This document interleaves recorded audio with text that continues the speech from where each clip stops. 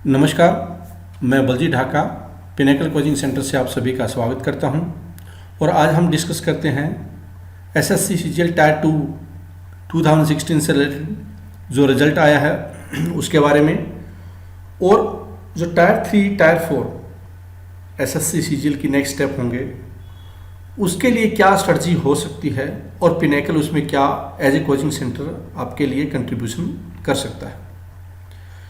इन चीज़ों पे हम लोग इस प्रेजेंटेशन के माध्यम से डिस्कस करेंगे।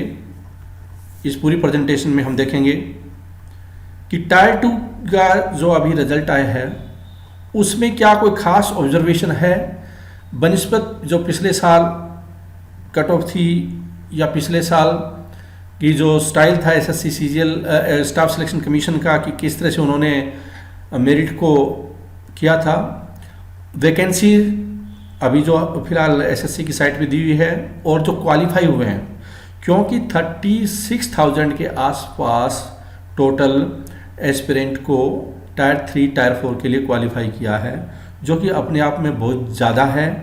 या जो नई स्ट्रेटजी है एसएससी की वो स्किल्स पे आधारित ज़्यादा है। कट ऑफ सेलेक्टेड और इन सब का क्या इम्प्लीकेशन होगा टायर 3 और टायर 4 के लिए, चाहे वैकेंसी हो या कट ऑफ हो या फिर स्किल टेस्ट का नज़रिया हो टायर 3 और टायर 4 से रिलेटेड, उसमें क्या आपको करना है और पिनेकल का रोल टायर 3 में क्या होगा और टायर 4 में क्या हो सकता है, ये सारी चीज़ें इस प्रेजेंटेशन के माध्यम से हम लोग करने की कोशिश करेंगे। पहले हम देखते हैं की ऑब्जर्वेशन ऑफ टायर 2 रिजल्ट।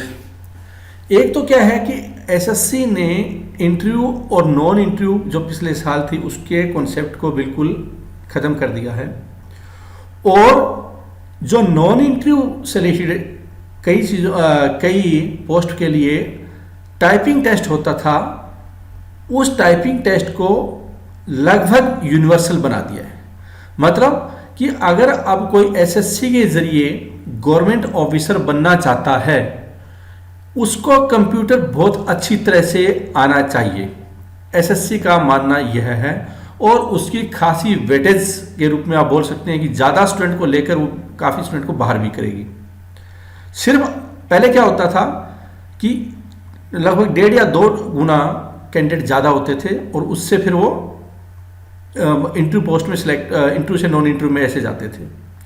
लेकिन अभी उस पहले वाले कॉन्सेप्ट को बिल्कुल अलग कर दिया है और अब नया कॉन्सेप्ट जो आया है उसका पहले के साथ में कोई लेना देना नहीं है। इसका मतलब आप एसएससी स्टाफ सिलेक्शन कमीशन को एक नए रूप में देख सकते हैं, नया तरीके के रूप में देख सकते हैं। और यही कारण है कि जो कट ऑफ है वो कंपैरेटिवली लो गई है।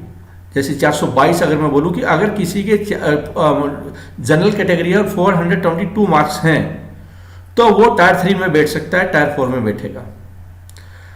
लेकिन इसका मतलब यह नहीं है कि उसकी संभावना जैसे पहले अगर किसी के टायर 2 क्लियर हो जाता था उतनी होगी, उसकी संभावना कम हो गई है टायर 3 और टायर 4 में, क्योंकि अब ज़्यादा कैंडिडेट में से बहुत कम कैंडिडेट लेने हैं। लगभग 6 टाइम कैंडिडेट है वो एसएससी ने अगले राउंड तक पहुंचाए। हम देखेंगे आगे जब डाटा आएगा। In other words for every post there will be tier 3 and tier 4 except AO. तो सभी पोस्ट के लिए टायर 3 होगा। जैसे कि पहले इंटरव्यू नहीं होता था सभी पोस्ट के लिए, कुछ एक के लिए होता था, कुछ एक के लिए टाइपिंग होता था, लेकिन अब वो कॉन्सेप्ट ही नहीं है। तो दूसरे कॉन्सेप्ट में क्या, सभी पोस्ट के लिए टायर 3 होगा और टायर 4 होगा लगभग सभी पोस्ट के लिए, अगर हम लोग एओ को छोड़ दें तो। हम और ऑब्जर्वेशन है जब ये डिस्कस करेंगे आगे तब और ज़्यादा समझ में आएगा। जो कल रिजल्ट आया है उसका इंटरप्रिटेशन और एक्चुअली रिजल्ट में एसएससी ने क्या बताने की कोशिश की है वो जानने की हम लोग पहले कोशिश करते हैं। ये रिजल्ट है टायर 3 और टायर 4 के लिए जो कैंडिडेट अपीयर होंगे उनके लिए क्वालिफाइंग है डिक्लेरेशन ऑफ रिजल्ट कि उन लोगों ने अगले राउंड के लिए प्रवेश कर लिया है। Staff selection commission conducted computer based examination for combined graduate level 2016 tyre 2 from, जैसा कि आप जानते हैं इन डेट्स को एसएससी ने टेस्ट कंडक्ट किया था टायर 2 का, उससे पहले टायर 1 का हुआ था। दोनों टेस्ट के मार्क्स मिलाकर उन्होंने और एक कट ऑफ डिसाइड किए based on the marks in the written examination of tier 1 and tier 2 and as per cut off fixed by the commission. Candidates qualifying as per list as follows. तो जिस तरह से देखो tyre 1 की cut off, tyre 2 की cut off और total जो score कितना किया है उसके आधार पे एसएससी ने इन दोनों को मिलाकर एक फाइनल मेरिट डिसाइड किया। हालांकि कोई सेक्शनल कट ऑफ नहीं है किसी सब्जेक्ट स्पेसिफिक, लेकिन टायर 1 और टायर 2 दोनों को मिलाकर कितना स्कोर हुआ है उसके आधार पे फैसला हुआ है, without any sectional cut of, any subject specific. लेकिन टायर 1 की अलग कट ऑफ थी और फिर टायर 1 प्लस टायर 2 को मिलाकर जो फैसला हुआ है उसमें 4 लिस्ट एसएससी ने बनाई है और लिस्ट 1 में वो कैंडिडेट रखे गए हैं जो असिस्टेंट ऑडिट ऑफिसर कैग से रिलेटेड है, असिस्टेंट ऑडिट ऑफिसर AAO। हमने इसका पहले वीडियो भी बनाया था एक, और इसमें यह बताया गया था उस वीडियो में कि जो AO के लिए एग्जाम ये एप्लीकेशन भरेंगे उसकी संभावना काफ़ी ज़्यादा होगी, क्योंकि इसमें 1000 वैकेंसी थी। अब एसएससी ने इस कैग के लिए 1000 वैकेंसी रखी, टोटल लगभग 6000 के आसपास अभी जो एसएससी की साइट पे वैकेंसी टेंटेटिव वैकेंसी दिखाई जा रही है टेम्परेरी बेस पे, उसमें से 1000 सिर्फ एक पोस्ट के लिए है और उसमें बहुत सारे स्टूडेंट ने अप्लाई भी नहीं किया जो कि एक्चुअल में कर सकते थे। तो इसका मतलब यहाँ पे कंपैरेटिवली अगर मैं बात करूँ कट ऑफ इतनी ज़्यादा नहीं गई। ये टायर 1 टायर 2 और उसके बाद जो पेपर 4 है वो भी इंक्लूड किया गया, क्योंकि पेपर 4 है वो टायर 2 का हिस्सा था। तो इसका मतलब अगर किसी ने फॉर एग्जाम्पल 140 किया टायर 1 में और अगर लगभग उसने किया 300 उसने टायर 2 में किया है और अगर 536, इसका मतलब वो लगभग 100 के आसपास अगर इसमें भी करता है टायर 3 में इस पेपर में, तो भी उसके परसेंटेज उसके चांस काफ़ी हो गए थे। या फिर यहाँ पे वो 250 कर रहा है और यहाँ पे उसने 150 किया, क्योंकि पेपर कोई मुश्किल नहीं था। बहुत सारे स्टूडेंट्स ने लगभग 130, 140, 150 एक बहुत ही कॉमन स्कोर था, और जिन्होंने अच्छा स्कोर किया, जो बहुत अच्छा परफॉर्म दिया था, उन्होंने काफ़ी अच्छा भी कर दिया था। तो इसका मतलब जो जिनकी परफॉर्मेंस बहुत ही साधारण परफॉर्मेंस थी वो लोग भी अब जॉब लेने की दौड़ में आ गए हैं। इसका मतलब कि स्ट्रेटजिकली उन्होंने बहुत ही शानदार परफॉर्मेंस दी है। स्ट्रेटजिकली भले ही कुछ लोगों का मैथ अच्छा ना हो या इंग्लिश अच्छी ना हो या फिर जीके अच्छी ना हो, लेकिन ओवरऑल इस पोस्ट के लिए वो ज़्यादा उपयुक्त साबित हुए, क्योंकि उन्होंने अपने आप को ज़्यादा बैलेंस किया। और यही कारण है कि सिर्फ 536 साधारण सी परफॉर्मेंस बोलूँगा मैं इसको, उसके बावजूद वो इस कैटेगरी में आ गए हैं और जॉब लेने के काफ़ी नज़दीक पहुंच गए हैं, क्योंकि इनमें से ये श्योर है कि 1000 लोगों को जॉब मिलेगी और इसमें से भी कुछ ऐसे होंगे जो कि इनकम टैक्स इंस्पेक्टर या एग्जामिनर या और कहीं पे भी वो अप्लाई किया होगा उन्होंने, और वहाँ उनकी प्रायोरिटी हो सकती है। आप बोल सकते हैं कि इन लोगों की संभावना काफ़ी हाई है अब भी जॉब लेने की। तो और इनके लिए सिर्फ टायर 3 होगा, टायर 4 नहीं होगा। एकमात्र पोस्ट 1000 वैकेंसी जिनके लिए सीपीटी कंप्यूटर प्रोफिशिएंसी टेस्ट या फिर जो डाटा एंट्री स्किल्स टेस्ट होता है DEST, स्पीड टेस्ट बोल सकते हैं, स्किल टेस्ट बोल सकते हैं, क्योंकि एसएससी ने दोनों ही इसके एक्रोनिम्स को ले रखा है, तो वो उनके लिए नहीं होगा। इसका मतलब रिटर्न अच्छी, अगर वो अबव एवरेज भी दिखाते हैं, 60-70 मार्क्स ले आते हैं और उनका रीजनेबल स्कोर इसमें है, तो वो उनकी जॉब डन। अब चलते हैं टायर लिस्ट 2 की तरफ। लिस्ट 1 थी, list 2। Candidate qualified for tier 3 और CPT for assistant section officer in CSS and assistant in MEA, ministry of external affairs और सेंट्रल सेक्रेटेरिएट से रिलेटेड। आप जो मंत्रालयों से रिलेटेड या फिर जो एक्सटर्नल अफेयर्स मिनिस्ट्री में जॉब करेंगे और एज ए असिस्टेंट करेंगे, उनके लिए उन्होंने CPT रखी है। DEST जो एक टेस्ट होता है वो नहीं रखा। CPT और DEST में दोनों में क्या फर्क है वो हम आगे देखेंगे इस प्रेजेंटेशन में, टायर 4 जब पढ़ेंगे। लेकिन टायर 3 डिस्क्रिप्टिव, साथ में इनका CPT टेस्ट होगा। अब अगर उन्होंने इस बार फर्स्ट टाइम एसएससी ने इनकी अलग से कट ऑफ डिसाइड की है। इसका मतलब कि जो पहले पैटर्न हुआ करते था उसमें ऐसा नहीं होता था। ये एक नया पैटर्न, नया दौर है एसएससी का।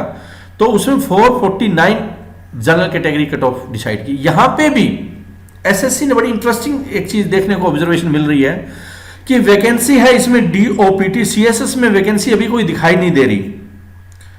अभी करंट जो लिस्ट थी, जो लेटेस्ट एसएससी ने वैकेंसी अपडेट की थी एसएससी की वेबसाइट पे, वो 17 अक्टूबर 2016 को की थी और उसमें इस पोस्ट के लिए तो कोई वैकेंसी भी नहीं है इसके लिए। और जो मिनिस्ट्री ऑफ एक्सटर्नल अफेयर्स है उसके लिए 148 है, लेकिन कैंडिडेट रखे हैं एसएससी ने अगले राउंड के लिए 15,000 प्लस। इसका मतलब क्या हुआ कि 100 टाइम्स स्टूडेंट कैंडिडेट ज्यादा रखने का कोई तुक नहीं है। या तो यह वैकेंसी बहुत ज्यादा बढ़ने वाली है, या तो ये बढ़ेगी या इनमें से ये वाली बढ़ सकती है। मुझे यह लगता है कि असिस्टेंट सेक्शन ऑफिसर है उसमें वैकेंसी अभी और बढ़ने वाली है, और एक्सटर्नल अफेयर्स में शायद बढ़े या ना बढ़े। लेकिन ये अलग बात है कि पीछे रिपोर्ट आई है मीडिया में कि मिनिस्ट्री ऑफ एक्सटर्नल अफेयर्स में बहुत ज्यादा वैकेंसी है, सरकार भरना नहीं चाहती या भर नहीं रही है। अगर वो बात थोड़ा सच्चाई मान लिया जाए, जो कि हकीकत भी है, क्योंकि ये जो यूपीएससी होता है उसमें भी ये एक्सटर्नल अफेयर्स मिनिस्ट्री में काफ़ी ज़्यादा वैकेंसी बताई जाती है, जबकि एक्चुअल वैकेंसी इतनी नहीं भरी जा रही गवर्नमेंट द्वारा। तो इसमें भी स्कोप ऑब्वियसली इसको रेशनलाइज करना एसएससी के लिए भी जरूरी है, वरना 15,000 स्टूडेंट्स का अगले राउंड में पहुंचा देना सिर्फ कुछ एक पोस्ट के लिए ये इलॉजिकल होगा।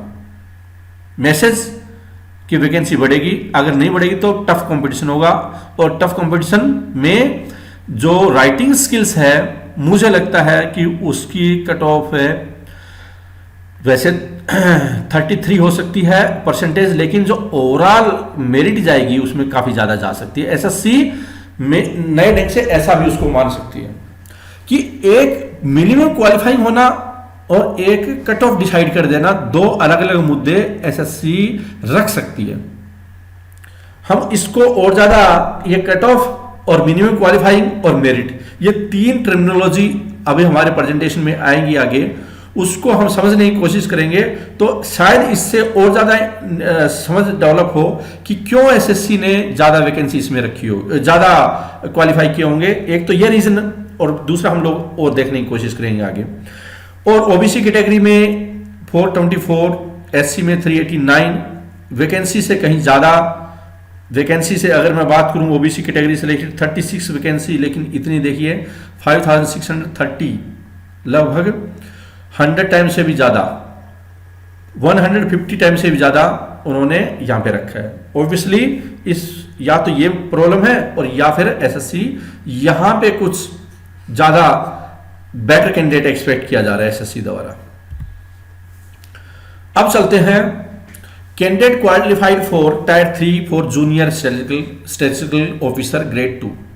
स्टैटिस्टिक्स का जहां तक सवाल है उसमें अगर वैकेंसी की बात करें जो अभी लेटेस्ट एसएससी द्वारा दिखाई जा रही है 196, हालांकि वो टेंटेटिव लिस्ट है और उसमें वैकेंसी बढ़ भी सकती है, लेकिन शायद ये वैकेंसी ज्यादा न बढ़े। तो ऑब्वियसली यहां पे इनके लिए टायर 3 होगा और टायर 4 इनके लिए नहीं होने वाला है। मतलब जो टेस्ट चाहे वो DEST वाला हो, डाटा एंट्री स्किल टेस्ट, या फिर कंप्यूटर प्रोफिशिएंसी टेस्ट हो, ये उनके लिए नहीं होगा, सिर्फ रिटन एग्जामिनेशन होगा। रिटन एग्जामिनेशन है सभी के लिए होने वाला है और वो एक महत्वपूर्ण साबित हो सकता है क्योंकि जो नंबर ऑफ क्वालिफायर वो काफी ज्यादा हो गए हैं। यहां पे 502 500 से ज्यादा कट हो गई है। हम देख लेते हैं ये tyre 1, tier 2, tier 3, tyre 1 tier 2 को मिलाकर, और टायर 2 में इसके दो पेपर, मतलब कि पेपर 1, 2 और 3 कौन सा, जो स्टैटिस्टिकल का पेपर हुआ था वो, उस लिहाज से देखें तो कट ऑफ है वो हाईली रेशनलाइज्ड है, मतलब कि बहुत ज्यादा नहीं गई है उस हिसाब से अगर हम देखें, क्योंकि टायर पेपर जो 3 था वो भी काउंट हुआ है टायर 2 वालों, पेपर 1 और मैथ इंग्लिश से रिलेटेड पेपर 1, 2 और पेपर 3 था स्टैटिस्टिकल का, अलग 200 मार्क्स का पेपर होता है, उसकी भी उसकी मार्क्स को मिला दिया जाए तो 502। इसका मतलब कि अगर किसी ने बहुत ही रेशनल परफॉर्मेंस दी, 140 मान लो टायर 1 में है, और अगर उसकी 400 में से अगर उसने 250 टायर 2 में किया है मैथ इंग्लिश में, और उसके बाद अगर उसने 100 के आसपास भी स्कोर किया है, 100 110 के आसपास, तो भी वो अगले राउंड में आ गए हैं। इसका मतलब 200 में से 100, 110, 120 इस रेंज में भी अगर कोई स्टैटिस्टिकल के पेपर में स्कोर करता है, वो जॉब की दौड़ में हो सकता है अगर टायर 3 में उसने रीजनेबली अच्छी परफॉर्मेंस दी तो। और ओबीसी और एससी कैटेगरी आप उस हिसाब से इंटरप्रिटेशन भी कर सकते हैं। तो मेरा यह मानना है कि जो इस तरह की पोस्ट है अभी AAO और स्टैटिस्टिक्स की, उसमें जिन स्टूडेंट्स ने थोड़ी सी रुचि ज़्यादा दिखाई है उनके जॉब लगने की संभावना ज़्यादा है, क्योंकि वो जनता से थोड़ा अलग हो गए हैं और उनमें कंपटीशन कम है। अब चलते हम चौथी लिस्ट की तरफ। 3 लिस्ट हमने डिस्कस की, चौथी लिस्ट 4 जितने वैकेंसी थी, अब सबसे ज्यादा वैकेंसी लिस्ट 4 में आप बोल सकते हैं कि वो ये कैंडिडेट हैं जो कि जिन्होंने कि टायर 1 में भी हो सकता क्वालिफाई, लिस्ट 1 में भी क्वालिफाई किया हो, लिस्ट 2 में भी क्वालिफाई किया हो, लिस्ट 3 में भी क्वालिफाई किया हो, लिस्ट 4 में भी क्वालिफाई किया हो। सिर्फ AO वाले कुछ ऐसे हो सकते हैं जो कि हो सकता है उन्होंने कोई और वैकेंसी भरी ना हो, कुछ एक ऐसे हो सकते हैं जैसे CA वगैरह है, उनको अपने ऊपर पूरा श्योरिटी होगी, क्योंकि हम जब ये टेस्ट वगैरह कर रहे थे AO के, तो उसमें कुछ एक स्टूडेंट से ऐसा फीडबैक आया कि मैंने सिर्फ यही भरी है और कुछ नहीं भरा है मैंने। कैंडिडेट्स क्वालिफाइड फॉर टायर 3 जो लिस्ट 4 है टायर 3 और DEST for all post except AO जो हम डिस्कस कर चुके हैं, मतलब लिस्ट 1, 2, 3 उनको छोड़ दिया जाए तो इन बाकी सबके लिए होगा। Assistant in MEA and CSS और जूनियर स्टैटिस्टिकल ऑफिसर, इन सब के लिए बाकी वैकेंसी के लिए ये होगा। मतलब जो लिस्ट होती है SSC की, बाकी सभी वैकेंसी के लिए लिस्ट 4 वाले लोग हैं। आप बोल सकते हैं कि जब पहले नॉन इंटू के लिए सिर्फ TA वाली पोस्ट होती थी, अब उसी तरह की संभावना है, वो लिस्ट 4 को सबको इंक्लूड कर दिया है। सबके लिए अब टाइपिंग टेस्ट होगा और साथ में टायर 3 भी होगा, descriptive writing skills plus computer skills, और उसमें स्पीड, डाटा एंट्री स्पीड आपकी बहुत अच्छी होनी चाहिए। ये SSC ने मेन फोकस रखा है और यही कारण है 35,000। अब इसमें वैकेंसी कितनी है? अगर टोटल 5,000 समथिंग वैकेंसी है जो अभी टेंटेटिव है, उसमें 1,000 वैकेंसी तो उससे रिलेटेड और कुछ एक स्टैटिस्टिक्स को छोड़ दिया जाए तो लगभग आप बोल सकते हैं कि 4,500 वैकेंसी के लिए इतने लोगों को रखा गया।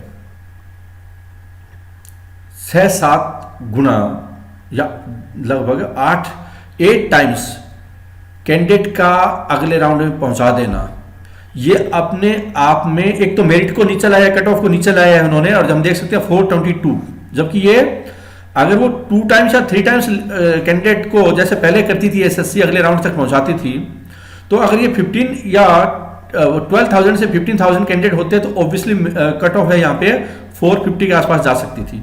लेकिन SSC ने इस कट ऑफ को नीचे कर दिया और कैंडिडेट को नंबर ऑफ बढ़ा दिया, और इस पे ये फोकस रखा कि हम इस कैंडिडेट की मैथ, इंग्लिश, रीजनिंग, जीके कैसी है उस पे ज्यादा जज नहीं करने वाले।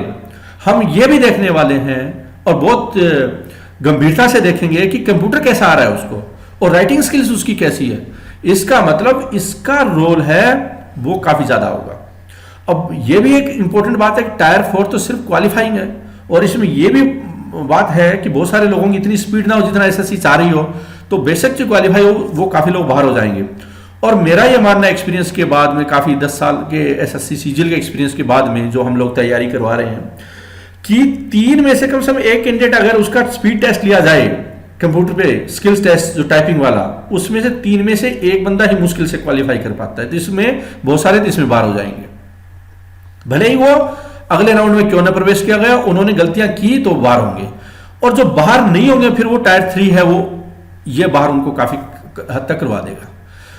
ये भी इसकी टायर, हम इसका भी देखेंगे कि क्वालिफाइंग, कट ऑफ और मेरिट, इन तीनों का कैसे रिलेशन बनने वाला है। इसमें हम SSC का नोटिफिकेशन को उसको इंटरप्रिटेशन करने की कोशिश करेंगे और फिर हम एनालाइज करेंगे सिचुएशन को। लेकिन फिलहाल यहां समझने की कोशिश करते हैं कि 7-8 गुना वैकेंसी से अगले राउंड में कैंडिडेट्स को पहुंचा देना, एसएससी इस बात का इंडिकेट कर रही है कि एम्प्लॉय स्किलफुल होने चाहिए जो गवर्नमेंट सर्वेंट होंगे। ओबीसी में कट ऑफ गई है, एससी में कट ऑफ गई है, ये गई है। तो बहुत सारे स्टूडेंट उम्मीद नहीं कर रहे होंगे कि वो अगले राउंड में पहुंचेंगे। उनके लिए गोल्डन अपॉर्चुनिटी आई है अगर उनमें वो स्किल हुई है, कौन सी, कंप्यूटर वाली और राइटिंग स्किल्स। तो ये बहुत ज्यादा रोल अदा करेगी। हालांकि जिनका परसेंट अभी भी अगर 480 स्कोर है जिसका, ओब्वियसली उसके चांस ज्यादा हो सकते हैं अगर उन्होंने इन पैमानों पे खरा उतरने की कोशिश की। लेकिन कुछ एक स्टूडेंट ऐसे होते हैं कि 480 स्कोर बहुत अच्छा है उसका, 490 स्कोर भी हो सकता है उसका टायर 1 टायर 2 में, लेकिन या तो उसकी राइटिंग स्किल्स में गड़बड़ है, या क्या है कि वो इसमें भी भार हो सकता है। कंप्यूटर बहुत कम टाइम बचा हुआ है, इतने कम टाइम में अगर उसने टाइपिंग स्पीड नहीं इंक्रीज की, वहां पे कुछ गड़बड़ करी, तो 490 वो जीरो हो जाएगा, क्योंकि वो क्वालिफाई नहीं कर पाया किसी भी जॉब के लिए। तो जीरो चांस हो सकते हैं 480 मार्क्स लेने के बाद में। यह गंभीर एक चुनौती है उसके सामने, और बहुत बड़ी चुनौती है। जितना जल्दी कोई स्टूडेंट इस बात को समझे कि वो उसका 480 मार्क्स इक्वल टू जीरो भी हो सकता है, और 480 marks is equal to income tax officer हो सकता है, इनमें वो दिन कैसा होगा, उस दिन घबराए नहीं टाइपिंग के दिन, वो इतना ही साइकोलॉजिकली इंपैक्ट आपकी जिंदगी को चेंज कर सकता है। यहां पे एसएससी ने बोला है कि आफ्टर एक्सक्लूडिंग कॉमन कैंडिडेट 35,906, मतलब 36,000 के आसपास है, वो क्वालिफाई किया है टायर 2 में, क्वालिफाई हुए मतलब टायर 3 के अंदर आए हैं। टायर 3 के लिए जो लोग फाइट करेंगे वो 36,000 है वैकेंसी से। अगर वैकेंसी 6,000 के आसपास है तो 36,000 के आसपास, टोटल में 6 टाइम हो गया अब, और लिस्ट 4 में और भी ज्यादा टफ कंपटीशन। तो भले ही जो स्टूडेंट लिस्ट 4 में अपने आप को मान रहे हो, लेकिन चैलेंज काफी ज्यादा है वहां पे अभी भी, क्योंकि 7 से 8 कैंडिडेट में से सिर्फ एक कैंडिडेट को लेना है। तो मामला तो अभी काफी ज्यादा गंभीर है। कैंडिडेट्स आर इन्फॉर्म्ड दैट, अब ये कुछ एक एसएससी की इंस्ट्रक्शन है, डायरेक्शन है, गाइडलाइंस है, उसको भी देख लेते हैं, पढ़ लेते हैं, और साथ में इंटरप्रिटेशन करने की कोशिश करते हैं अगर कोई इसमें खास बात है तो। Candidates are informed that all the candidates declared qualified in Tier 2 will be called for Tier 3 and document verification। ये बहुत साफ लाइन होगी, 4 लिस्ट पे हमने पढ़ी कि जो Tier 2 के से बाहर आ गया, Tier 3 तो उसका 100% होना चाहिए, लिस्ट 1 हो, 2 हो, 3 हो, 4 हो, और साथ में उसकी डॉक्यूमेंट वेरिफिकेशन होनी है। डॉक्यूमेंट वेरिफिकेशन या जो पोस्ट प्रेफरेंस है, उसके लिए हम एक अलग से वीडियो बनाने की कोशिश करेंगे, क्योंकि वो इसका हम हिस्सा नहीं मान रहे अभी कि पोस्ट प्रेफरेंस आपको क्या हो सकती है। क्योंकि एसएससी ने यहां पे लिखा मिलेगा कि दोबारा ऑप्शन रख सकता है कोई कैंडिडेट कि मेरी प्रेफरेंस ये है। All candidates qualified in more than 1 list need to appear for skill test, DST और CPT document verification only once. Candidate who do not attend document verification will not be considered for final selection. Obviously कि अगर document verify नहीं होगा, इसका उसके पास वो document है ही नहीं, और वो अगले राउंड के लिए या फाइनल सिलेक्शन के लिए काउंट नहीं किया जाएगा, फाइनल सिलेक्शन में काउंट नहीं होगा उसका। और जो एक से ज्यादा लिस्ट में, ऑब्वियसली वो कंप्यूटर के टेस्ट से जरूर गुजरेगा।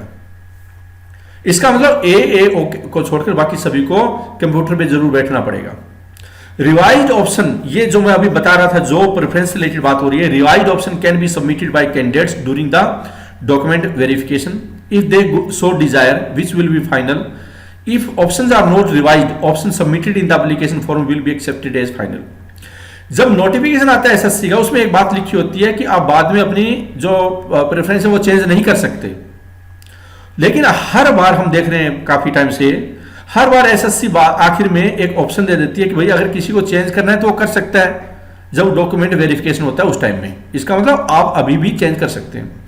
शायद इसलिए एसएससी दे रहा है कि क्योंकि स्टार्टिंग में बहुत सारे स्टूडेंट को नॉलेज नहीं होता कि किसमें, वो आंख बंद करके ABCD से स्टार्ट कर देते हैं वैकेंसी भरना, लेकिन जब वो पूरा प्रोसेस से गुजरते हैं टायर 1, टायर 2, टायर 3, 4, तो उसको समझ में आता है कि एग्जामिनर क्या है, इनकम टैक्स ऑफिसर क्या है, इनकम टैक्स कमिश्नर क्या है, एक्साइज ऑफिसर क्या है, एक्सटर्नल अफेयर्स क्या है, रेलवे क्या है, अकाउंटेंट, ऑडिट, नॉन टीए क्या है, इन सारी चीज़ों के बारे में पता चलता है, तो फिर उसको महसूस होता है कि उसको वैकेंसी उसने कुछ प्रेफरेंस है उसने ठीक नहीं भरी, तो बाद में एसएससी इसलिए उनको मौका दे रही है। एक तो स्टूडेंट पॉइंट ऑफ व्यू से, और दूसरा इससे लीगल प्रोसेस होता है एसएससी का, वो कोई हर्डल ना आ जाए, वो थोड़ा स्मूथ होता है। और ऐसा ही कुछ सर्टिफिकेट जो ऐसे ओबीसी सर्टिफिकेट है जो एसएससी थोड़ी सी रियायत देती है कि आप चलो सबमिट करो डॉक्यूमेंट वेरिफिकेशन के टाइम में, हम अगर आपका बाद में बनाए तो कहीं कहीं आपको गुंजाइश है रिलैक्सेशन की।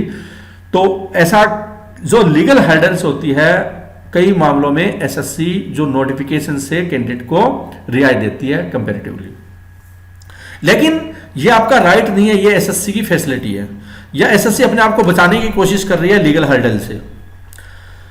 Candidates declared qualified in list 2 will be called for CPT। ये कौन से थे? वो assistant section officer external affairs वो वाले थे, वो सीपीटी के लिए आएंगे।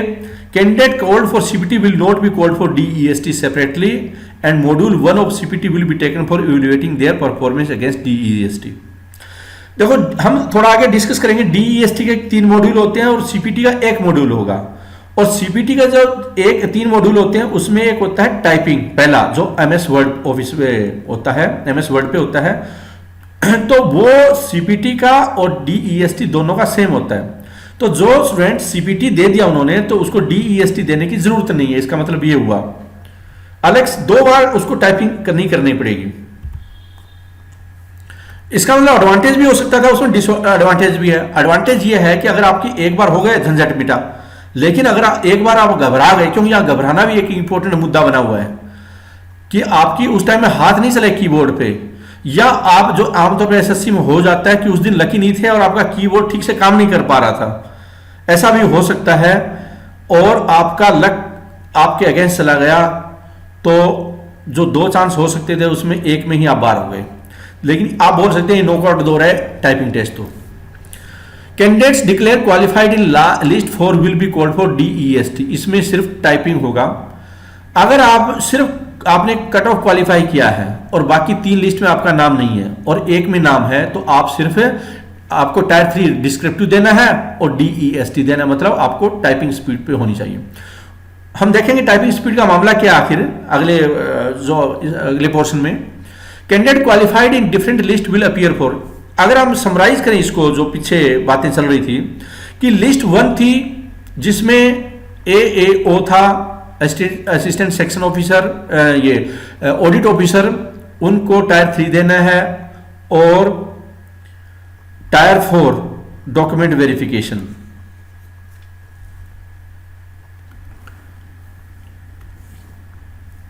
यहां पे रिटन टेस्ट होगा, डॉक्यूमेंट वेरिफिकेशन होगा।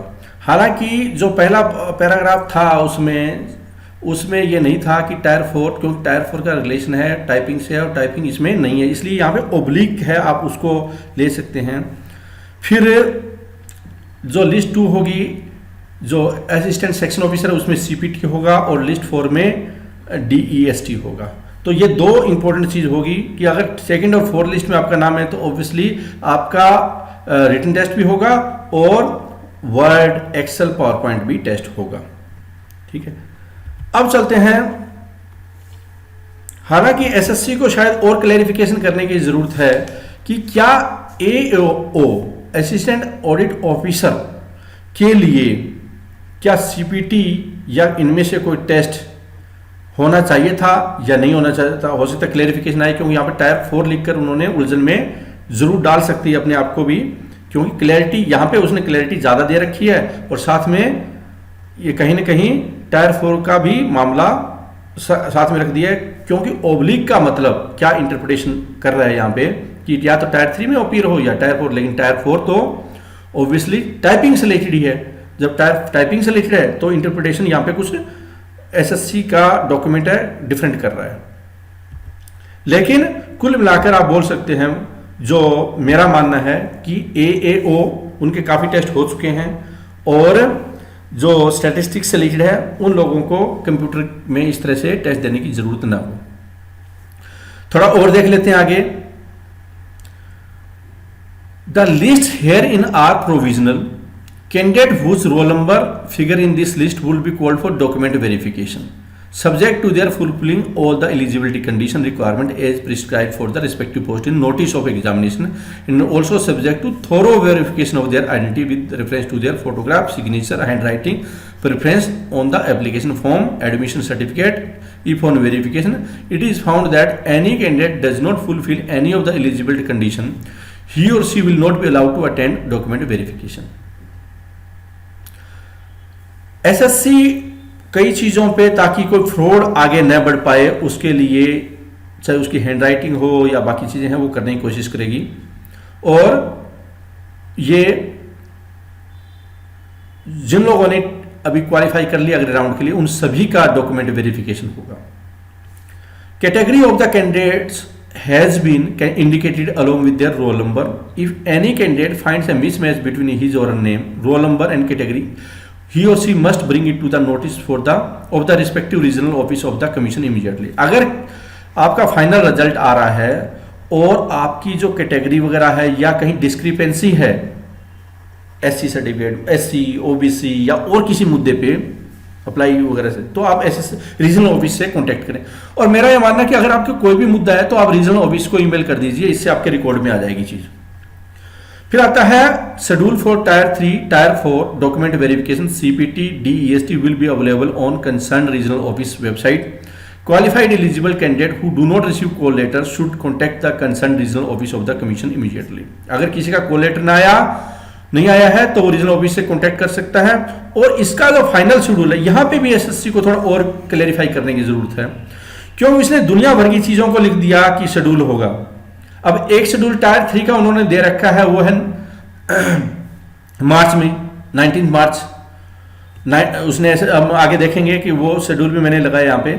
और साथ में डॉक्यूमेंट वेरिफिकेशन CPT टेस्ट और सभी चीजों का उसने एक और बता दिया कि शेड्यूल होगा। तो क्या वही शेड्यूल होगा या अलग अलग रीजन का अलग होगा, या टायर 3 और टायर 4 या जो ये डॉक्यूमेंट वेरिफिकेशन और स्किल टेस्ट सेम डे होंगे? मुझे लगता है इंटरप्रिटेशन से इसे कि वो सेम डे होंगे और रीजनल ऑफिस आपको इंफॉर्मेशन दे देगा। लेकिन इसको और ज्यादा क्लैरिटी आएगी जब वो एक्चुअली रीजनल ऑफिस की वेबसाइट पे नजर आएगा, क्योंकि एसएससी भी अब इस पूरे प्रोसेस को लेकर काफी ज्यादा सिस्टमेटिक होने एसएससी को पड़ेगा, क्योंकि इतनी सारी चीजें करना इतने कैंडिडेट का इतना आसान नहीं होगा। 36,000 का रिटन टेस्ट लेना, राइटिंग डिस्क्रिप्टिव ऐसे लेटर या डिस्क्रिप्टिव टेस्ट लेना इतना आसान नहीं होगा, और साथ में उनका फिर जो स्किल टेस्ट है वो भी करवाना, और वो इतने कम टाइम में हो सकता है क्या? अरे सारी चीजें, ये भी एक चैलेंज होगा, और रिजल्ट कब तक आ सकता है? तो ये बातें हैं जो कि एसएससी को अभी जवाब देना होगा आगे। लेकिन हम थोड़ा पीछे चलते हैं। जब ये नोटिफिकेशन आया एसएससी सीजीएल का, तो उसमें मॉडिफाइड स्कीम में ये बात थी कि टायर 3 होगा descriptive paper in Hindi English, writing of essay, precis, letter, application writing, ये सारा नोटिफिकेशन में मॉडिफाइड स्कीम में एसएससी के है। और उसमें एक बात लिखी हुई थी 100 मार्क्स का होगा और 60 मिनट का टाइम होगा। फिर जो टायर 4 है वो है डाटा एंट्री स्किल टेस्ट और कंप्यूटर प्रोफिशिएंसी जो भी अप्लाई होगा। हालांकि अभी टायर 4 और उसमें ओब्लिक कर दिया है, टायर 3, टायर 4 ओब्लिक, और फिर DEST ओब्लिक और CPT ओब्लिक। जबकि मेरा मानना है कि टायर 4 को ओब्लिक करने के बजाय वो DEST और CPT डाल देती या टायर 4 डाल देती, तो ज्यादा कहीं कंफ्यूजन क्रिएट हो सकती है, स्पेशली AO के माइंड में, कहीं उसका ये भी टेस्ट ना हो जाए। लेकिन वहां पे लिखा हुआ भी है कि DEST और CPT नहीं होगा, तो इंटरप्रिटेशन ये है कि सिर्फ 3 CPT होगा जो असिस्टेंट सेक्शन ऑफिसर वालों का, और DEST होगा जो नंबर 1 4th लिस्ट है उनका, और बाकी जो फर्स्ट लिस्ट और थर्ड लिस्ट थी उनका सिर्फ रिटन टेस्ट होगा और डॉक्यूमेंट वेरिफिकेशन होगा। Same as published in the notification of examination.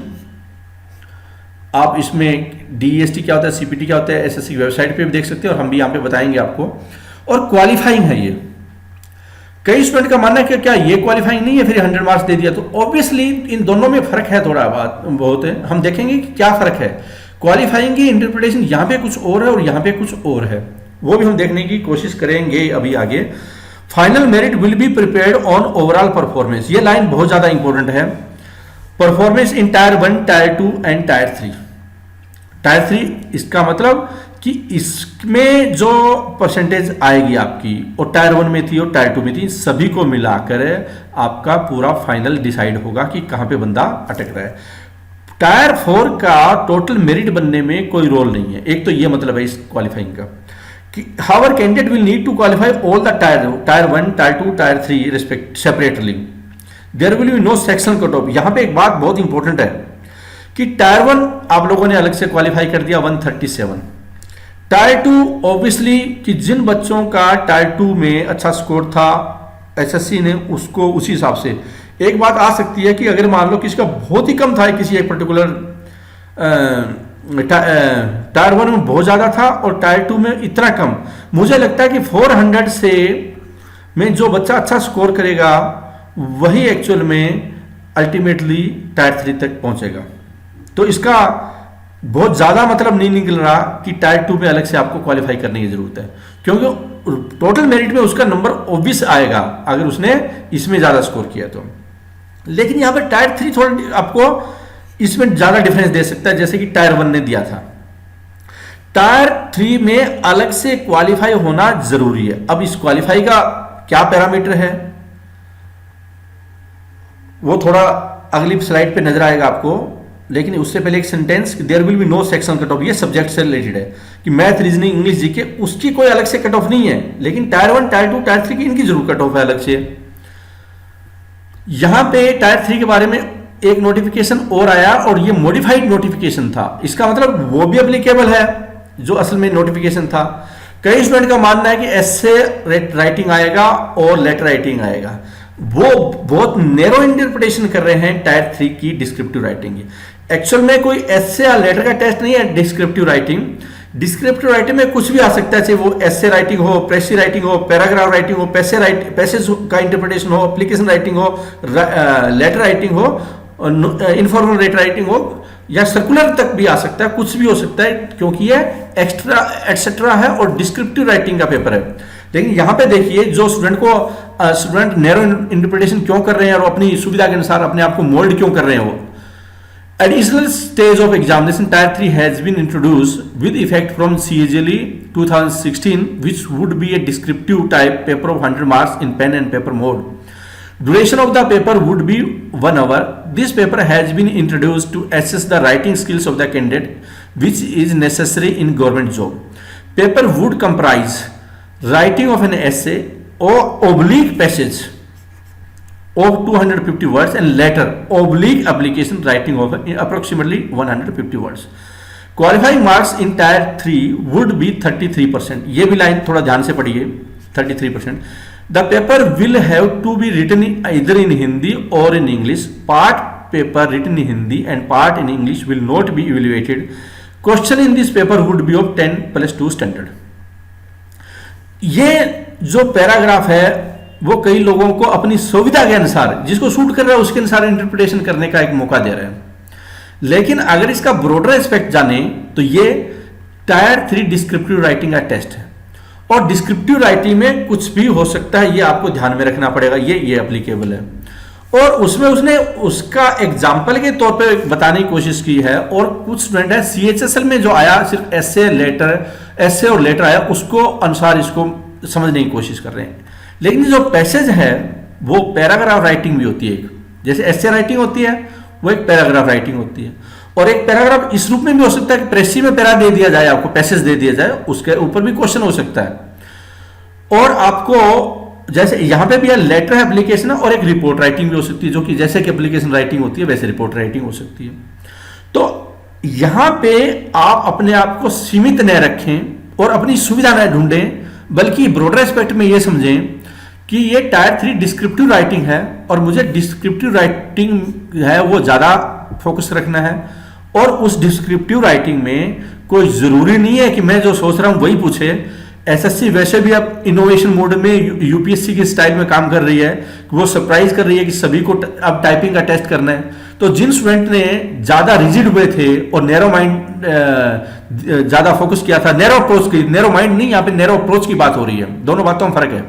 Narrow approach रखा था तो इसका मतलब उन्होंने टाइपिंग नहीं सीखी, और टाइपिंग नहीं सीखी और अब अचानक एकदम टाइपिंग करनी पड़ेगी। तो बहुत सारे जो स्टूडेंट बहुत अच्छा स्कोर कर रहे हैं, बहुत सारे अच्छा स्कोर करने वाले वो एसएससी सीजीएल की दौड़ से इस बार बाहर हो जाएंगे, क्योंकि उन्होंने जो चेंज मैनेजमेंट है या चेंज होता है किसी ऑर्गेनाइजेशन का, उसको बहुत ही अप्रोच है उसकी नैरो अप्रोच रखी और इस बात का ध्यान नहीं दिया कि मुझे भी टाइपिंग करनी पड़ सकती है। और एक बल्कि पहले प्रेजेंटेशन में किसी प्रेजेंटेशन में एक बोला था मैंने कि आपको टाइपिंग जरूर आनी चाहिए, आप गवर्नमेंट जॉब का एग्जाम दे रहे हैं तो वो किसी भी जॉब में आपसे पूछ सकते हैं। और हम देख रहे हैं कि आज उसी बात का तकाजा है कि आप बहुत सारे स्टूडेंट को जो नहीं सोचा था इन्होंने, उनको भी टाइपिंग करनी पड़ेगी। सेम सिचुएशन यहां पे भी होने वाली है कि वो कुछ भी पता चला सर्कुलर है एग्जाम में, आप और सर्कुलर को आप वो किसी भी इंटरप्रिटेशन फॉर्मेट में डाल सकते हैं, तो दिक्कत आ सकती है आपके सामने, रिपोर्ट राइटिंग में आ सकती है। और जो स्टूडेंट एक और नैरो इंटरप्रिटेशन, इसका भी अल्ट्रा नैरो इंटरप्रिटेशन कैसे करें अप्रोच में, कि वो रट्टा मार रहे हैं और क्या कि जैसे जीएसटी उसका रट्टा लगा दिया, डिमोनेटाइजेशन उसका रट्टा लगा दिया, फैक्ट याद कर रहे हैं। वो राइटिंग स्किल्स नहीं कर रहे, दिमाग में बिठा रहे हैं कि मुझे राइटिंग स्किल्स सीखनी है। वो क्या है कि जीके सीखने की कोशिश कर रहे हैं, वो रट्टा मारने की कोशिश कर रहे हैं। ये उसके लिए भट्ठा गोलमाल कर सकता है। क्यों कर सकता है? फॉर एग्जाम्पल टॉपिक आ जाता है कि आप सेल्फ डिसिप्लिन पे 250 वर्ड्स में ऐसे लिखिए। अब बताइए उसका रट्टा कहां गया? राइटिंग स्किल्स तो नहीं सीखी उसने, तो हो गया नुकसान। सेम सिचुएशन है कि ये आ जाता है कि बताओ आप अपनी जिंदगी के बारे में अवन लाइफ 250 में वर्ड में लिखिए। प्रॉब्लम कल्चर, डाइवर्स कल्चर, इसके ऊपर आप 250 वर्ड्स में लिखिए। तो कहीं ना कहीं आप राइटिंग स्किल्स के टेस्ट में ऐसा रट्टा नहीं लगा सकते। अब अगर आपको इसमें डेवलप करना है तो कुछ एक कोट जरूर डेवलप कर सकते हैं, फेमस कोट वगैरह, लेकिन ऐसा नहीं है कि आपने जीएसटी का पैराग्राफ याद कर दिया क्योंकि वही आना है एग्जाम में। वो आपकी क्रिएटिविटी की किल कर सकता है और आपको एग्जाम में बाहर कर सकता है। ध्यान रखिए, ऐसे लेटर राइटिंग में आप कितने लेटर का रट्टा लगा सकते हैं। तो जो कुछ स्टूडेंट हमसे बात करते हैं उनका दिमाग में ऐसी गलत धारणाएं भरी हुई है, और कुछ एक कोचिंग सेंटर ऐसा लगा रखा है, भर रखा है, उनका है वो बिजनेस, और वो आपको क्या करा रहे हैं, 5-7 का याद करवा रहे हैं, आपके दिमाग को बहुत ही गलत दिशा में ले जा रहे हैं। इससे आपको बहुत ज्यादा नुकसान हो सकता है। लेटर राइटिंग की आर्ट सीखनी है, लेटर राइटिंग की आपको राइटिंग स्किल्स सीखनी है, आइडियाज आपके मिच्योर होना चाहिए, प्रैक्टिस आपकी हो सकती है, और आपको समझना पड़ेगा कि मैं कहां पे गड़बड़ कर रहा हूं, कैसे इसको मैं बेटर कर सकता हूं। तो वो चीजें सीखनी है, न कि आपको अल्ट्रा नैरो अप्रोच वो तैयार कर लेनी है जो जहां पे आपको सूट कर रही है। वो एक बात और है, यहां पे टायर 3 वुड बी 33%। इसका हम मतलब इस ढंग से समझने की कोशिश करते हैं कि एक स्टूडेंट ने 450 मार्क्स लिए टायर 2 तक, एक ने 490 लिए और एक ने लिए 430 मार्क्स। अब यहां पे इन मार्क्स से क्या हमें पता चल सकता है कि कोई बंदा वास्तव में जॉब किसकी लगेगी? अगर ये टायर 3 का टेस्ट देता है और 33% नहीं ले पाता है, दूसरी सिचुएशन में ये टायर 3 देता है और इसके आते हैं 60 मार्क्स, और ये यहां पे आते हैं टायर 3 में उसके 85 मार्क्स। अब देखते हैं क्या सिचुएशन बनती है। अब ये जो 490 लेकर काफी ज्यादा खुश था, वो उसकी जॉब नहीं लग सकती क्योंकि टायर 3 में क्वालिफाई नहीं हुआ, इसका मतलब वो आउट हो चुका है। अब यहां पे टोटल 450 प्लस 60 कितना हुआ? 510। अब चलते हैं, इसका कितना हुआ? 515। तो इन दोनों में से अब कंपटीशन होगा, किसकी जॉब लगेगी? इसकी लगेगी। इसका मतलब देखिए कि टायर 3 की इंटरप्रिटेशन है, आप दो नजर से देख सकते हैं। ए कि आपको कहीं जॉब से बाहर न करा दे, इसका मतलब आपको अपने आप को प्रोटेक्ट भी करना है कि मैं कम से कम बाहर ना हूं। दूसरा कि आपको वो मेरिट के पर्सपेक्टिव से भी देखना होगा कि अगर मैं इसमें बहुत अच्छा स्कोर करता हूं टायर 3 में तो मैं जॉब भी ले सकता हूं। तो मुझे लगता है जब मैंने ये एग्जांपल दिया 430, 450 और 490, इन तीनों से आपको यह क्लियर होगा कि 490 वाला भी बिना जॉब हो सकता है, 450 वाला भी 430 वाले से छोटी जॉब पे आ सकता है, और 430 वाला भी पूरी संभावना हो सकती है। अब हम एक और इंटरप्रिटेशन देखने की कोशिश करते हैं टायर 4 के साथ में कि इसका मान लो अब इस ने 490 वाले ने एक स्कोर किया 490 और अब इसके 40 मार्क्स आए हैं। अब टोटल कितने हुए? टायर 3 40 हुए, इसके हो गए 530। इसका मतलब जॉब की दौड़ में हो चुका है ये। और इसके 450 वाले के थे 510 और ये 430 वाले के थे 515। अब जब तीनों में मेरिट बनेगी तो ऑब्वियसली ये सबसे ऊपर होगा, फिर ये ऊपर और फिर ये ऊपर। इसका मतलब इसने क्वालिफाइंग करके इन दोनों से आगे, अब क्योंकि उसने पहले बहुत अच्छा स्कोर करके था इसलिए निकल गया। तो हम ये बोल सकते हैं कि टायर 2 तक जिन्होंने बहुत अच्छा स्कोर किया उसकी ज्यादा संभावना हो सकती है, लेकिन वो लुटिया भी डूब सकती है, उसको वो बाहर भी हो सकता है। और कम स्कोर वाला ज्यादा अच्छा करके वो कहीं न कहीं लाइन में आ सकता है। लेकिन अब टायर 4 का इसका साथ लिंक देखते हैं। अगर ये 530 वाला, उसकी टाइपिंग स्पीड अच्छी नहीं है और 530 में उसको वैसे बहुत अच्छी जॉब मिलनी चाहिए थी, मान लो एग्जामिनर है या फिर इनकम टैक्स है, उस लाइन में ये बच्चा ये था। लेकिन हुआ क्या कि जिस दिन टायर 4 उसका टेस्ट हो रहा था उस दिन या तो कीबोर्ड खराब थी या उसको टाइपिंग नहीं आ रही थी, वो बाहर हो गया। इसका मतलब वो टोटल जॉब से बाहर हो सकता है अगर उसने क्वालिफाई नहीं किया। अब आप बोलेंगे क्या क्वालिफाई परसेंटेज हो सकती है? इसके ऊपर जब हम टायर 4 डिस्कस करेंगे तो आएंगे, लेकिन मैं ये बताऊंगा कि टायर 4 में क्वालिफाइंग का मतलब कुछ एक लार्जर पिक्चर भी है।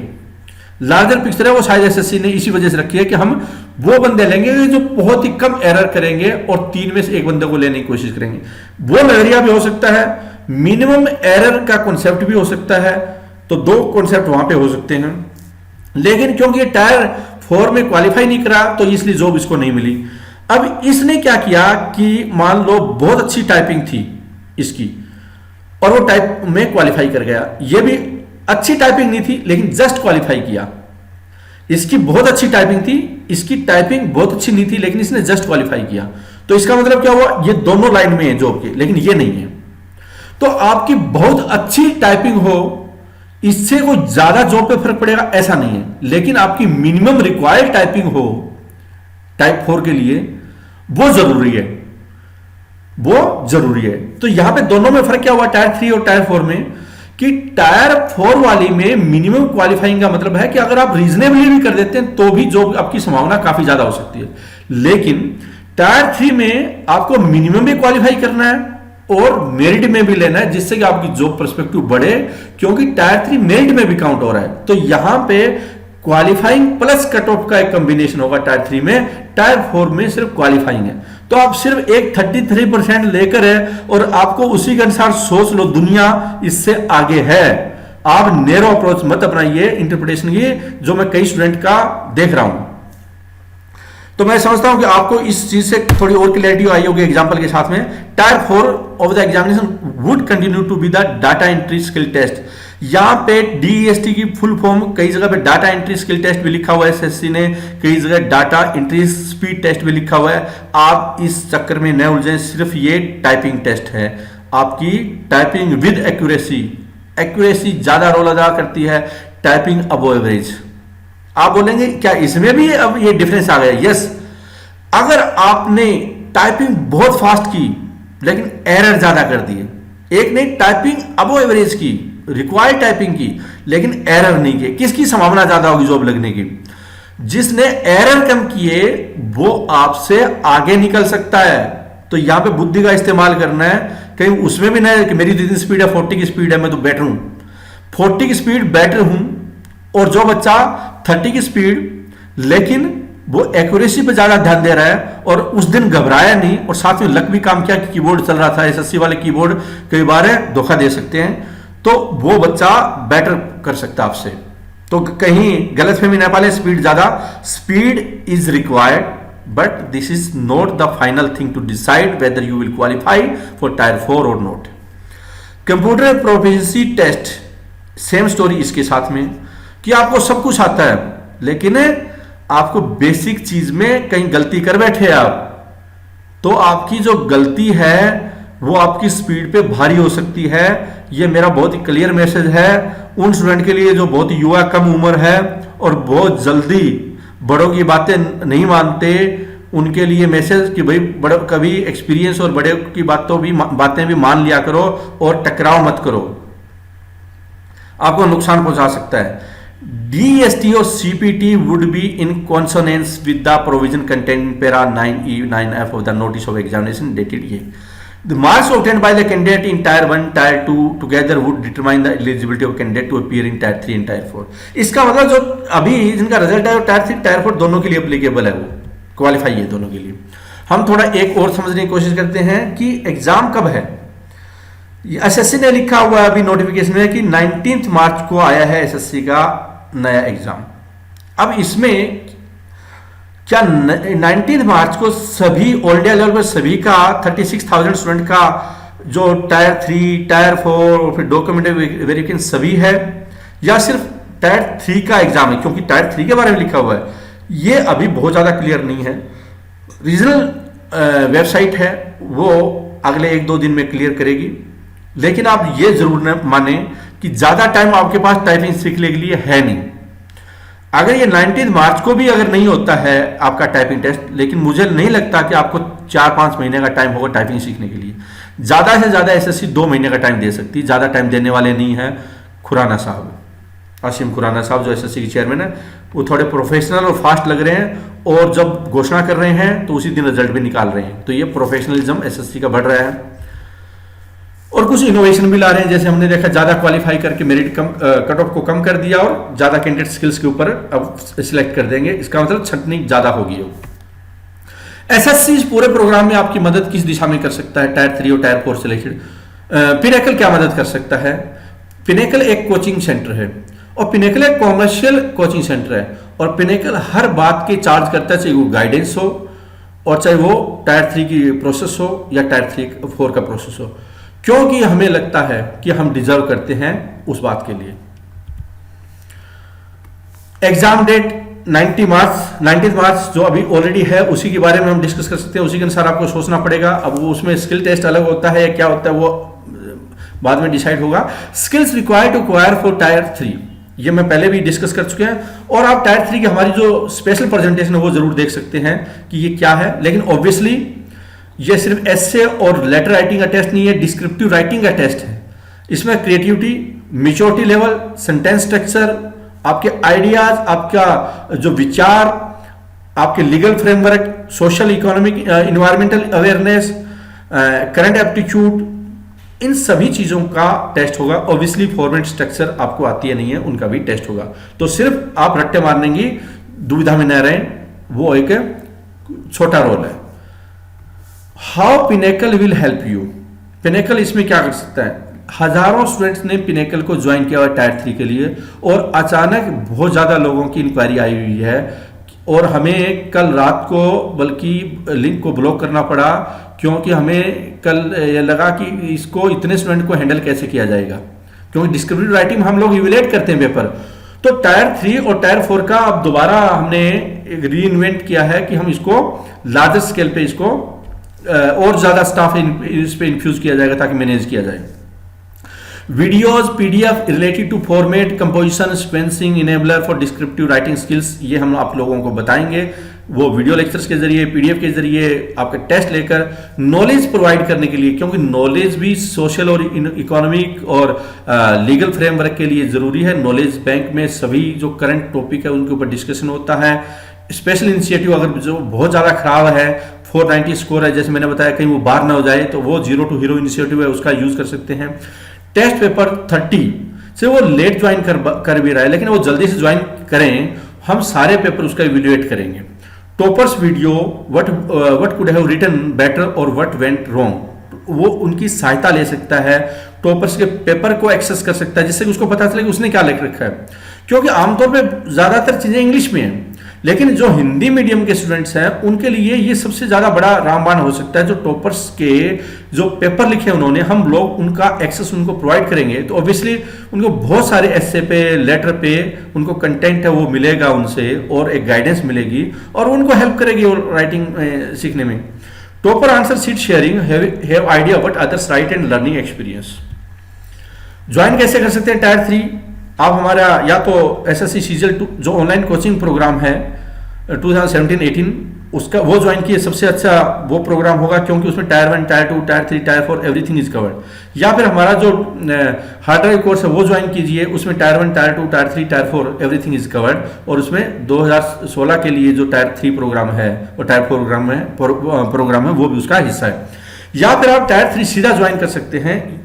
आप हमारी वेबसाइट पे जाएंगे ssccglpinnacle.com, वहां पे आपको राइट पैनल पे ये मिलेगा राइट टायर 3, तो उस पर क्लिक करेंगे, वो आपको पेमेंट गेटवे पे ले जाएगा। और यहाँ पे आपको पेमेंट गेटवे में बाय नाउ ऑप्शन मिलेगा, और उस बाय नाउ पे क्लिक करेंगे तो आपको वो डिटेल पूछेगा, नाम, ईमेल और फोन नंबर। जैसे आपने इस पे क्लिक किया डिटेल भरने के बाद में, तो आपको पेमेंट गेटवे पे ले जाएगा। Payment net banking, credit card, debit card से आप पे कर सकते हैं। उसके बाद आपको एक रिसीट आएगी आपकी ईमेल में, और इस रिसीट में डाउनलोड फाइल होगी, आप डाउनलोड फाइल कीजिए और उसी में ही सब कुछ है।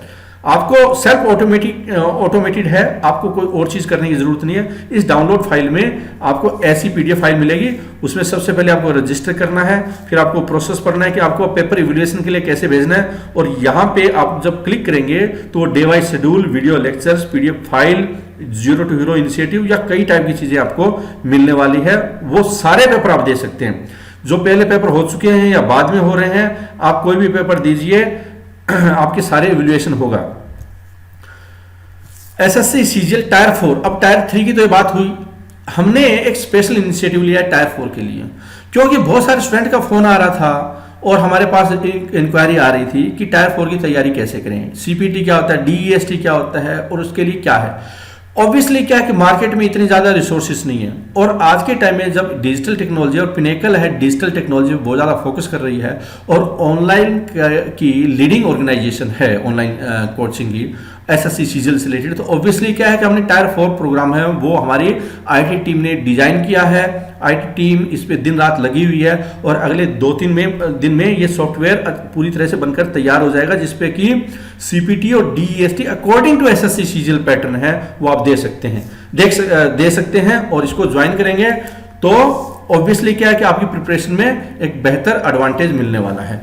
और इससे इस नजर से आप देख सकते हैं उसको कि टायर 4 जो कहीं आपकी जॉब में रोड़ा न अड़ जाए, उसके लिए आपके लिए रामबाण भी साबित हो सकता है, अपने आप को बचाने के लिए बहुत जरूरी भी है।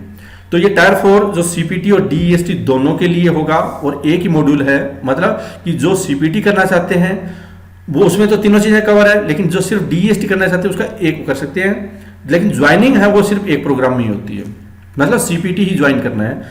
टाइपिंग टेस्ट होगा वो, अब समझ लेते हैं सीपीटी में क्या आएगा। सीपीटी जो एक टाइपिंग टेस्ट है और एक्सेल टेस्ट है और पावर पॉइंट और स्लाइड टेस्ट बोल सकते हैं। 15 मिनट ड्यूरेशन। इसमें 2000 डिप्रेशंस, मतलब जो की स्ट्रोक होते हैं, आपकी नॉलेज के लिए मैं बता रहा हूं, की स्ट्रोक है उसकी बात कर रहे हैं कि आपने मतलब कि स्पेस हुआ, कोमा हुआ या फुल स्टॉप हुआ, क्वेश्चन मार्क हुआ, सभी का एक काउंट होता है। सभी का, चाहे आपने स्पेस दिया तो भी एक काउंट होगा, आपने की दबाया है इसका मतलब एक डिप्रेशन काउंट हो। आमतौर पे 30 वर्ड्स पर लिमिट के आसपास है, इसका एक मानी जाती है। और वो इतने आसान नहीं है ये स्पीड भी, लेकिन ये बहुत ज्यादा भी नहीं है, बहुत कम नहीं है, तो रीजनेबली एक ऑफिसर से ये एक्सपेक्ट किया जा सकता है कि वो इतनी स्पीड तो हो। इसका मतलब बगैर कीबोर्ड देख कर अगर कोई टाइप करता है, उस बच्चे की ये स्पीड जरूर मिल जाएगी इतनी, या जिसने कि 1 से 2 महीने प्रैक्टिस किया। आप बोलोगे इतना टाइम नहीं है अब हमारे पास, तो आपको थोड़े ज्यादा अपने प्रैक्टिस का लेवल ज्यादा बढ़ाना पड़ेगा और स्पेसिफिक प्रिपरेशन करनी पड़ेगी अकॉर्डिंग टू एसएससी सीजीएल।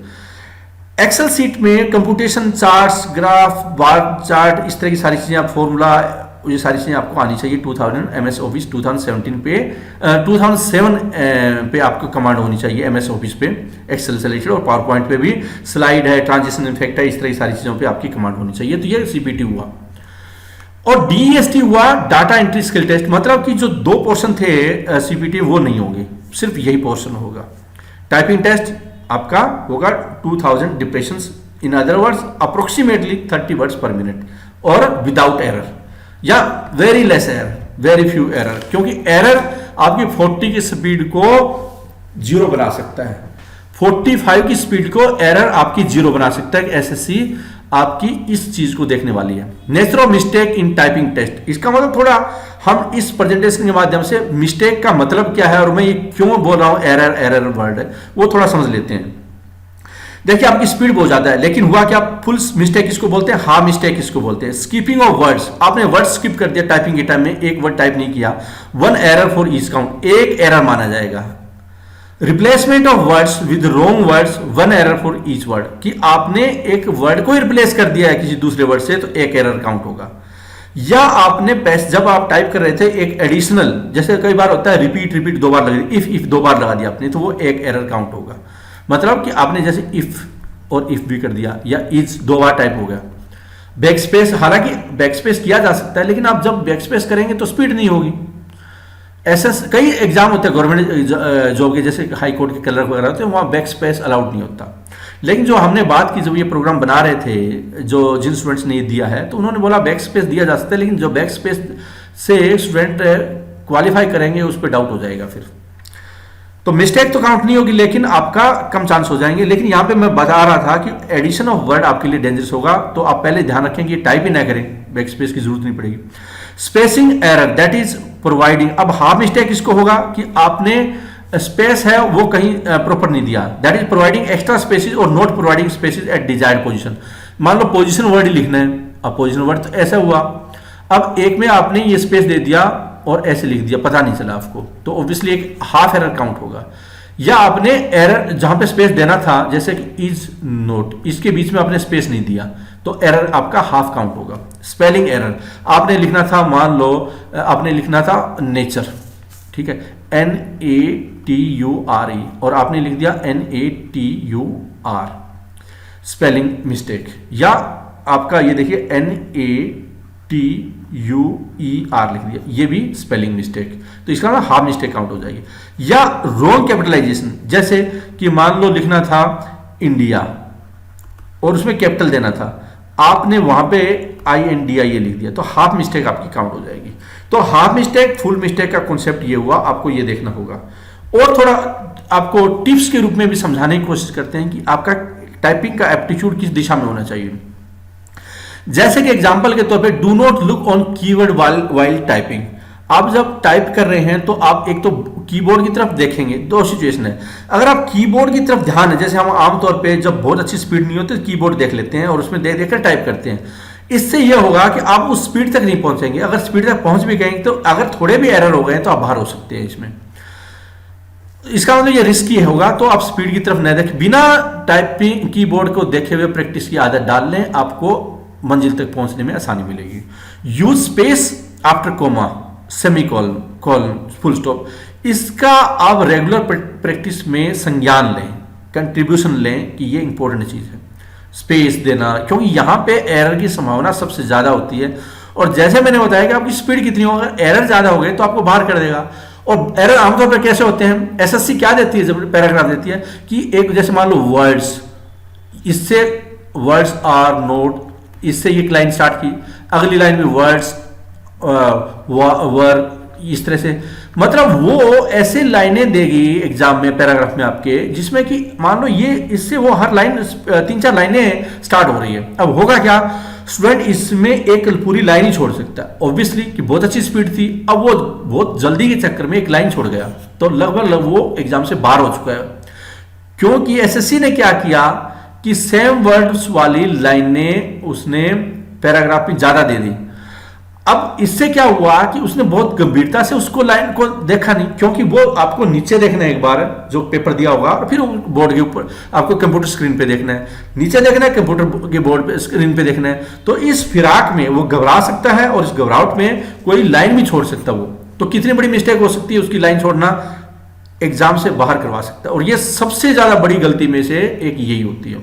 और जब हम बच्चों की प्रैक्टिस करवाएंगे तो ये सबसे ज्यादा देने वाले हैं हम लोग कि आपकी बैकफुट पे लाने के लिए, कि आपकी स्पीड, जो अपने आप को स्पीड के चैंपियन समझते हैं, उनकी औकात पता चले कि भाई एक मिस्टेक आपको कहां पे ले जा सकती है। तो ये ध्यान रखें, एक तो ये बात भी ये अच्छा, फिर उसके बाद ये कोमा या इस तरह के मार्क्स हैं वो भी ध्यान रखें। Do not use space after comma in figures, for example 1 2 3 4। Give 2 line space between different paragraph, left 5 space before writing a new paragraph. Do not use backspace while typing. अब देखो, do not use backspace while typing. अब SSC अगर allowed करे तो अगर आप typing की practice कर रहे हैं, अगर उसकी प्रैक्टिस स्टार्ट कर दी बैकस्पेस देने की, तो अलाउ में भी आप स्पीड खो सकते हैं, यह आपकी गलती हो सकती है। तो इसलिए इसको ध्यान रखें।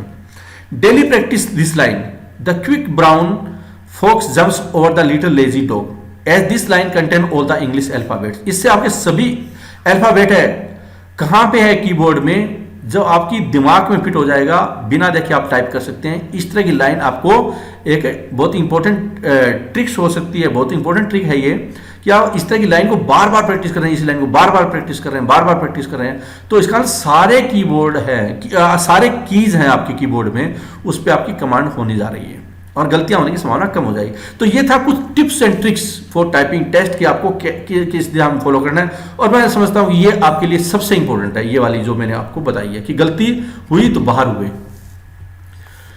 प्रैक्टिस ऑन, आप बोल सकते हैं इसको क्रिकेट के साथ भी एसोसिएट कर सकते हैं कि सचिन तेंदुलकर हर पारी में सेंचुरी बना रहा था और एक पारी में 0 पे आउट हुआ, इंडिया की टीम हार गई। इसका मतलब कि आपकी सब कुछ अच्छा था, टाइपिंग स्पीड वगैरह सब कुछ, और एक लाइन आप मिस कर दी या 2 बार लिख दी, आप है इंडिया की टीम, मतलब कि आप हार गए हैं।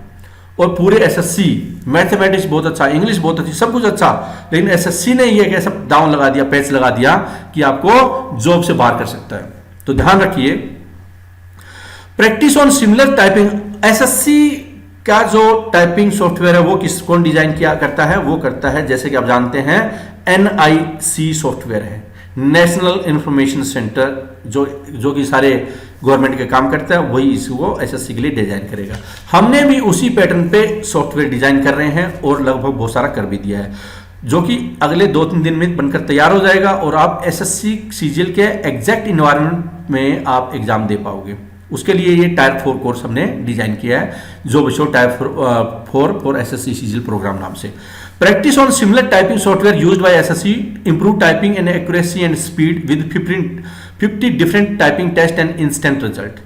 आपको इस टाइपिंग में, जो कि वेब बेस्ड होगा टाइपिंग, आपको यूजर आईडी, पासवर्ड या आपको एक एक्सेस मिलेगा, जिसकी जरिए सिमिलर एक्सपीरियंस आपको लगेगा कि आप एसएससी का एग्जाम दे रहे हैं। पिनेकल वो आपको प्लेटफॉर्म प्रोवाइड करने वाला है, जिससे कि आप दूसरे कैंडिडेट के ऊपर अपना एज बना सकें। 50 टेस्ट टाइपिंग के इसमें होंगे।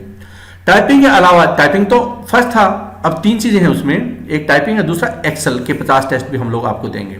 Excel test with step by step solution, कि जो हमने टेस्ट दिया, आपको पता नहीं था कि फॉर्मूला कैसे लगाना है, या आपको हाइपरलिंक लगाना था, या फिर आपको सम करना था, या आपको, जैसे कि आमतौर पर एसएससी क्या करती है कि 55,000 आप एंट्री कीजिए।